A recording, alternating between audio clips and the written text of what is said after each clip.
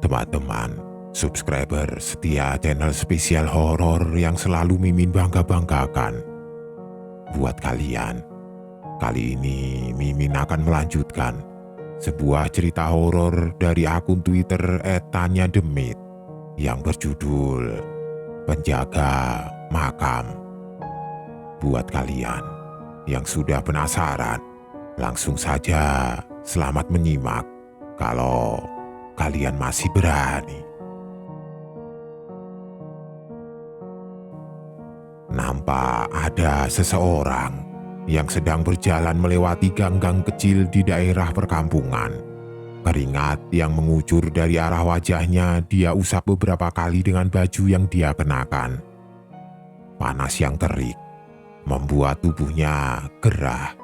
Apalagi perjalanan yang dia lalui membuat dirinya beberapa kali berhenti untuk beristirahat sambil melanjutkan perjalanan. Apa yang dia cari nampaknya belum dia temukan. Beberapa kali dia bertanya di alamat yang ada di secari kertas kepada orang-orang yang ada di sekitar.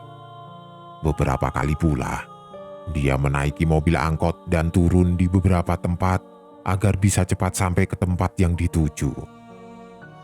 Hingga tepat di jam 1 siang, akhirnya dia sampai di salah satu rumah yang ada di ujung perkampungan. Rumah itu nampak berbeda dengan rumah-rumah yang lain. Halamannya yang luas dengan 2 rumpun bambu yang ada di sisi kiri dan kanannya membuat rumah itu nampak sedikit sejuk. Di sana nampak seorang nenek yang duduk sambil membawa sapu kecil di tangannya. Dia seperti sedang duduk dan menikmati usia senja di depan rumahnya di siang itu. Akhirnya orang tersebut mendekat dan bertanya atas apa yang dia lihat di dalam secari kertas yang dia bawa. "Permisi, apakah ini benar rumah Wawan?" tanyanya. "Aku Ari, Nek. Sekarang lagi mencari Wawan karena hari ini dia tidak bekerja." Ari mencoba bertanya kepada nenek itu. Lalu nenek itu tersenyum ketika melihat Ari yang mendatanginya. "Wawan mah ada di dalam, Cu. Dia lagi di dalam kamar dan sedang beristirahat," kata nenek itu sambil sedikit tersenyum. "Kamu lebih baik tunggu dulu di sini. Aku bangunkan dulu Wawannya ya." Ari mengangguk ketika nenek itu perlahan berdiri dan berjalan masuk ke dalam rumah pada saat itu. Seketika, Ari duduk di sana dan melihat pemandangan rumah Wawan yang terlihat asri di siang itu. Tidak lama, nenek itu kembali dengan secangkir teh hangat yang dia bawa. Umur yang sudah tua membuat cangkir yang dia bawa bergetar, sehingga Ari dengan sigap berdiri dan membawa teh hangat itu agar tidak tumpah. "Ditunggu dulu ya, Wawannya baru bangun. Biarkan dia tenang dulu, karena dia terlihat ketakutan ketika pulang," tanya nenek itu. Nenek itu tiba-tiba duduk kembali di dekat Ari. Dia melihat ke arah Ari dengan seksama. Namun, secara tiba-tiba wajahnya langsung serius. Ketika sedang melihat Ari pada saat itu, dia seperti sedang melihat Ari dengan perasaan yang berbeda sekarang. "Kamu sebaiknya pergi juga, seperti Wawan," nenek itu tiba-tiba berkata seperti itu kepada Ari. Dan Ari pun nampak kaget ketika nenek itu berkata seperti itu kepadanya. "Jangan menuruti sesuatu yang salah. Alih-alih menyelamatkan semuanya, akhirnya kamu akan celaka," katanya dengan nada yang serius. "Aku memberitahu hal ini karena kamu pasti akan menanyakan hal yang terjadi kepada Wawan. Bahkan kamu akan mengajak Wawan kembali lagi." Nenek itu sempat berpaling sebentar ke arah rumah. Dia seperti sedang melihat Wawan yang belum keluar dari kamar di hari itu. "Aku dari dulu tidak setuju Wawan kerja di sana. Lebih baik dia tinggal di sini, mengurus rumpun bambu ini untuk dijual. Tidak apa-apa, hasilnya sedikit juga daripada harus berurusan dengannya. Alih-alih Memaksakan diri karena gaji yang dia dapatkan besar. Akhirnya dia kena batunya juga. Nenek itu seketika mengangkat tangannya. Lalu tidak lama dia memegang tangan Ari yang ada di dekatnya. Wawan pasti akan bercerita. Aku sudah bilang untuknya menceritakan semuanya. Mungkin kamu tidak percaya atas apa yang dia katakan. Karena aku melihat masih ada keraguan atas apa yang kamu ketahui. Kalau kamu sudah mengetahui semuanya dan kamu masih tidak percaya atas apa yang dia katakan, kamu bisa membuktikannya bahwa apa yang dikatakan oleh Wawan adalah benar-benar terjadi tanpa kalian ketahui. Jadi, lebih baik kamu membiarkan saja hal itu berjalan sebagaimana mestinya.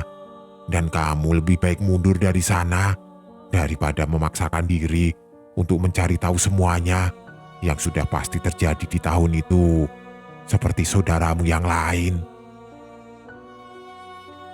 Pemakaman Bukit Indah yang terlihat mewah dari luar gerbang, kini terlihat sepi dari pengunjung. Pemakaman seperti ini memang tidak selalu ramai, ada kalanya pemakaman ini sepi seperti apa yang terjadi pada saat ini. Hanya beberapa orang yang datang untuk berziarah, sehingga pemakaman ini bisa dijaga dengan baik olehku, juga oleh Jajang yang berada di depan gerbang. Matahari yang awalnya meninggi kini mulai turun secara perlahan di ufuk barat. Warnanya yang awalnya terang, kini mulai redup dan memancarkan sinar berwarna kemerah-merahan. Aku duduk di salah satu kursi yang berada di dekat mes. Butuh waktu 1 jam bagiku untuk membereskan semua kekacauan yang terjadi pada malam itu.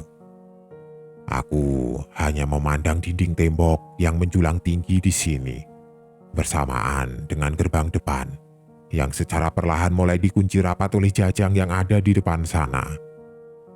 Namun, hingga sore ini, aku sama sekali tidak melihat Ari.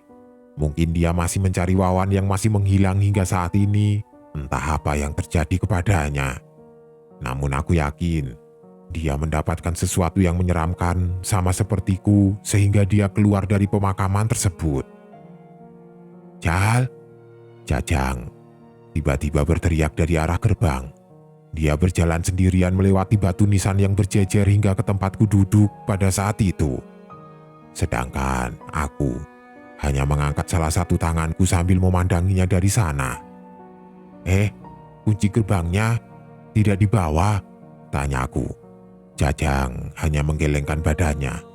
Dia berkata bahwa dia sengaja menyimpan kunci gerbangnya di pos depan. Lalu dia menulis pesan dan menempelkannya di kaca depan untuk Ari yang mungkin pulang pada malam ini.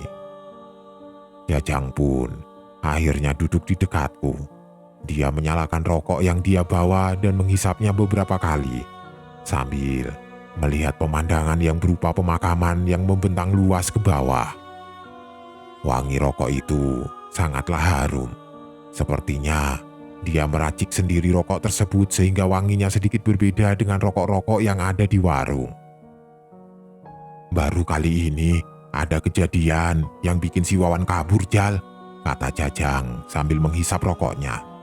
Biasanya si Wawan itu tidak pernah takut, bahkan dia berani membenarkan listrik di gudang dekat kamar mayat malam-malam tanpa takut ditampakin penghuni di sini. Mungkin karena dia terbiasa dengan hal itu, bahkan rumahnya di ujung kampung yang bikin orang enggan kalau melewati rumahnya ketika malam. Aku hanya terdiam ketika dia berbicara seperti itu. Jajang beberapa kali menghisap rokoknya sambil memandangi langit sore yang mulai redup secara perlahan. Malam ini kita tidur saja di mes masing-masing, Jal. Jangan ada satupun yang keluar mes, karena aku takut ada kejadian lagi seperti kemarin.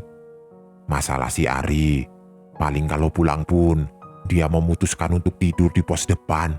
Sengaja aku tidak kunci gerbangnya, biar pas subuh sudah tiba dia bisa masuk ke dalam. Jajang menghisap rokok itu hampir setengahnya. Lalu tidak lama dia melemparkannya ke bawah dan membiarkannya menyala begitu saja di tanah. Tidak lama, dia kembali mengambil rokoknya. Namun kali ini dia mengambil rokok yang berbeda, seperti rokok biasa dengan aromanya yang khas. Dia menyalakan rokok itu kembali, lalu menghisapnya beberapa kali sebelum akhirnya berkata kembali kepada aku. Semenjak kamu berkata bahwa kamu bertemu dengan hantu wanita buta dan Wawan yang menghilang tanpa sebab, aku lebih khawatir bahwa kejadian yang akan mengerikan akan kembali terjadi pada malam ini, Jal. Aku hanya mengangguk mendengar apa yang dikatakan Jajang. Karena apa yang Jajang katakan memang benar. Kejadian yang seperti ini akan terjadi dalam beberapa hari, seperti yang dilihat dari buku catatan Bapak yang kini aku bawa. Semuanya akan berakhir di malam Senin, seperti yang tertulis di buku peninggalan Bapak. Dan aku setuju apabila kita berdua tinggal di dalam mes tanpa ada seorang pun yang keluar pada malam ini hingga Senin malam. Tapi, apakah Jajang tahu alasan dibalik itu sehingga dia memutuskan untuk tinggal di mes? Kalaupun misalkan Jajang tahu akan hal itu, kenapa dia tidak melarang Wawan setelah melihatku yang ketakutan di malam sebelumnya? Apalagi Jajang tampak cuek dan tidak tahu menahu ketika aku memberitahu tentang hantu wanita buta yang aku temui. Aku seketika melamun. Aku menatap Jajang yang tampak mencurigakan dengan perkataannya sekarang. Seperti ada sesuatu yang dia tutup-tutupi seperti Bapak. Atau mungkin Bapak sudah memberitahukan semuanya kepada Jajang. Dan sifat Jajang yang diperlihatkan kepadaku adalah sebuah gambaran dari Bapak yang mencoba untuk menutupi apa yang sudah dia ketahui kepada para pekerja yang lain demi keselamatan mereka. Kenapa, Jal? Jajang tiba-tiba bertanya kepadaku ketika aku memandangnya dan berpikir atas apa yang dia ucapkan. Tak lama, dia pun tersenyum sambil menepuk pundakku dan berjalan ke arah pintu mes. Jangan melamun. Hal seperti ini memang kadang terjadi kok. Kamu jangan terlalu banyak berpikir, karena orang-orang yang bekerja di sini dan banyak berpikir sepertimu sekarang, mereka semua berakhir tidak baik di tempat ini. Jadi, yang pasti kita bekerja saja, kumpulkan uang yang banyak, dan apabila uangmu cukup, kamu bisa mencari pekerjaan yang aman dan layak, daripada memikirkan mereka seperti bapakmu dulu. Karena apabila kamu mencarinya, itu akan susah, kecuali kamu harus menabrak regulasi dari pemakaman ini. Aku menoleh ke arah Jajang yang terus berjalan dengan santai sambil merokok ke arah pintu. Dia hanya tersenyum sambil menghembuskan asap rokoknya yang putih ke atas sana. Tidak lama, Jajang akhirnya membuka pintu mes dan masuk ke dalam sana sambil berkata, "Tutup pintunya, jangan lupa kunci juga ya. Karena aku takut malam ini akan sama seperti malam kemarin. Jadi lebih baik kita menghindar saja daripada nantinya kita seperti Wawan yang hilang hingga saat ini." Apa yang dikatakan Jajang sepertinya memang benar-benar terjadi. Pemakaman Bukit Indah yang seharusnya sepi dan sunyi ketika malam hari kini mendadak gaduh dengan suara yang memukul pintu mes dengan sekuat tenaga. Duak! Duak, duak, duk, duk, duak. Suara itu benar-benar keras. Bahkan aku ketakutan ketika melihat gagang pintu mes yang bergetar hebat, saking kerasnya pukulan tersebut dari arah luar. Entah apa yang terjadi di luar sana. Namun secara samar-samar, aku mendengar teriakan dan suara minta tolong yang kembali muncul dari luar. Suara itu memang tidak terlalu terdengar hingga ke kamar, sehingga aku harus keluar dan mendengarkannya dari dekat pintu mes yang sedang terkunci pada malam itu. Mereka seperti para penghuni pemakaman yang merintih agar mereka bisa dipindahkan di tempat lain. Mereka seperti tidak mau dimakamkan di sini karena sesuatu. Sehingga mereka mau tidak mau harus menghantui para pekerja agar mereka bisa meminta tolong akan hal tersebut. Aku hanya bisa diam di depan pintu mes yang berisik itu, Rasa takut seketika muncul ketika mendengar rintihan mereka yang semakin lama semakin banyak. Terdengar sebuah teriakan dari arah luar. Teriakannya yang melengking membuatku seketika menutup telinga saking kerasnya suara tersebut. Lampu yang ada di lorong mes pun mendadak padam dan menyala kembali dalam beberapa detik. Entah apa yang terjadi kepada mereka, namun yang pasti mereka seperti kesakitan sekarang. Aku yang ketakutan akhirnya mengetuk pintu kamar Jajang agar aku bisa memastikan bahwa mes ini aman dari gangguan mereka. Namun, ketika aku ketuk pintunya, sepertinya Jajang sudah tertidur sehingga suaraku tidak terdengar oleh dirinya yang berada di dalam kamar. Mungkin hal ini sudah menjadi hal yang biasa dialami oleh Jajang, sehingga dia dengan santainya memejamkan mata di tengah-tengah suara ketukan keras dari pintu mes yang tertutup rapat ini. Aku yang baru pertama kali mendengarnya merasa khawatir jika nanti pintu itu akan terbuka dan mereka masuk ke dalam mes pada malam itu. Tapi, aku mencoba menenangkan tubuhku pada saat itu dan berusaha untuk cuek atas apa yang terjadi di luar sana. Sehingga, aku kembali berjalan ke arah kamar dan berusaha memejamkan mataku agar aku bisa terlelap tidur pada di malam tersebut. Pemakaman Bukit Indah adalah suatu pemakaman yang mewah dengan fasilitas yang memadai.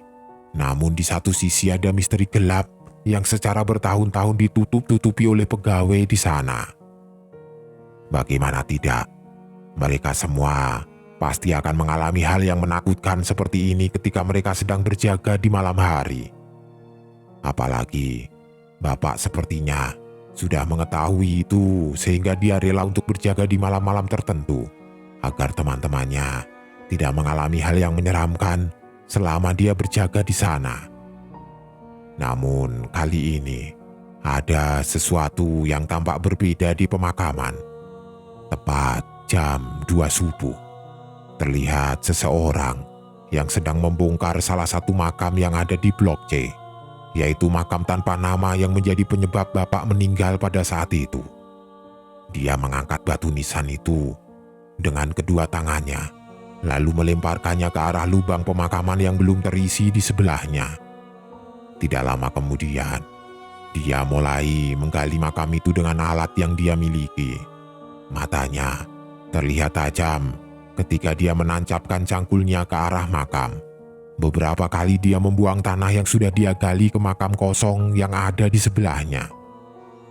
Tidak ada rasa takut yang dia rasakan ketika dia harus menggali makam tersebut di tengah-tengah teror yang mungkin saja akan menimpanya di tengah-tengah pemakaman seperti ini. Namun, tampaknya dirinya sudah terbiasa dengan hal itu, sehingga dia lihai mengangkat cangkulnya dan membuang tanah yang sudah dia cangkul ke dua makam kosong yang ada di sebelahnya. Cangkulnya seperti menemukan sesuatu di sana. Seketika orang tersebut mendekatkan tangannya dan mencari tahu apa yang sebenarnya yang dia cari. Dia tiba-tiba jongkok, lalu mengambil sebuah pisau kecil yang dia pegang di salah satu tangannya. Tidak lama kemudian, dia langsung menggalinya dan membuang tanah-tanah yang ada hingga keluar dari makam tersebut. Butuh waktu beberapa menit, hingga akhirnya dia menemukan yang dia cari. Sebuah potongan tangan dengan kain hitam yang sudah lusuh tiba-tiba muncul dari makam tersebut. Tidak lama, dia mengangkat tangan tersebut. Lalu tidak lama kemudian dia langsung mengambil kresek besar yang ada di dekatnya. Potongan tangan yang kini sudah menjadi tulang belulang, dia masukkan ke dalam kresek tersebut. Terlihat ada satu potongan tangan lagi yang sudah ada di dalam kresek itu. Sehingga ada dua tangan yang ada di dalam kresek yang dia bawa sekarang. Tinggal beberapa bagian lagi sebelum semuanya terlambat, katanya sambil meninggalkan makam tersebut. Apa yang dikerjakan oleh orang itu ternyata dilihat oleh sebuah mata merah yang ada di semak-semak Blok D.